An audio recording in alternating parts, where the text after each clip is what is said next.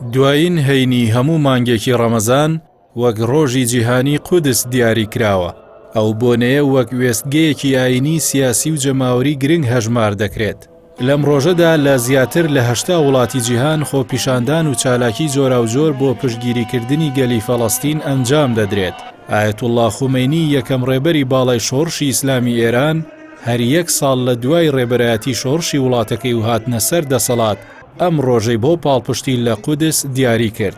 ئامانج لە دیاریکردنی ئەم ڕۆژە ئەوەیە پرسی قودس لە بیری نەوەکاندا بە زیندوی بمێنێتەوە و فشارێکی بەردەوامی نێودەوڵەتی و یەکگرتووی موسڵمانان لەسەر قەواری زایۆنی هەبێت.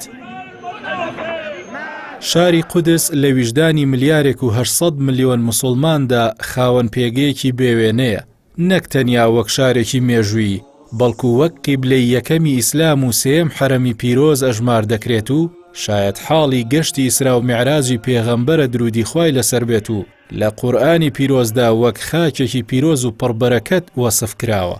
ئەمەش وای کردووە پاراستنی ناسنامە ئیسلامەکەی ببێتە ئەرکێکی ئاینی و نەتەوەیی بەردەوام. مێژووی قودس تەنیا پەیوەست نییە بە سەردەمە کۆنەکان، بەڵکو لە ساڵی 15 کۆچیەوە کە لەلایەن عومەری کوڕی خەتابەوە کرایەوە بووە نمونەی پێکەوە ژیان و پاراستنی مافی کەمینە ئاینیەکان. هەروەها بۆ زیاتر لە 1200 ساڵ لە ژێر سایەی فەرمانڕەوایی ئیسلامیدا شارەکە وەک ناوەندێکی زانستی و کلتوری گەشەی کرد.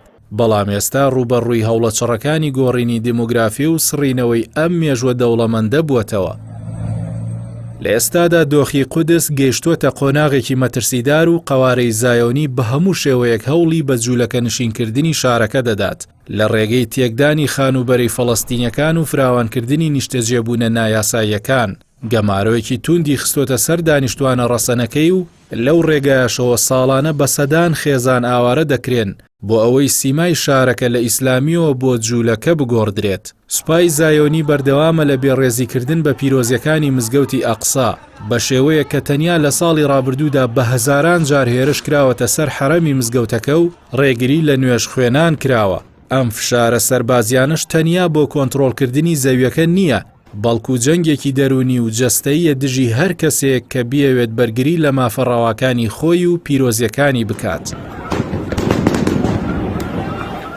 بە پێی راپۆرتە نێودەوڵەتیەکان زیاتر لە 350,000 فەڵەستینی لە قودسدا لە ژێر هەڕەشەی وەرگرتنەوەی ناسنامە و دەرکردندان. سیاسەتی جیاکاری ڕەگەزی کە قەوارەی زایۆنی پیادەی دەکات بووەتە هۆی ئەوەی ڕێژەی هەژاری لە ناو فەڵەستینیەکانی شارەکە بۆ سەروی لە سەدا 75 بەرز ببێتەوە. ئەمەش بە مەبەستی ناچارکردنیان بە جێهێشتنی شارەکە و سۆڵکردنی مەیدانەکە بۆ نیشتەجێبووە زایۆنیەکان. سەرەڕای هەموو ئەو فشارانەی سوپای زایۆنی شاری قودس وەک قەڵایەکی خۆراگر دەمێنێتەوە و کۆدەنگی گەلانی موسڵمان و ئازادی خوازانی جیهان لە ڕۆژی جیهانی قودسدا ئەو پەیامە دەگەیەنێت کە ئەم شارە ناسنامەکەی قابیلی دابەشکردن و سڕینەوە نییە. سمع الله لمن حمده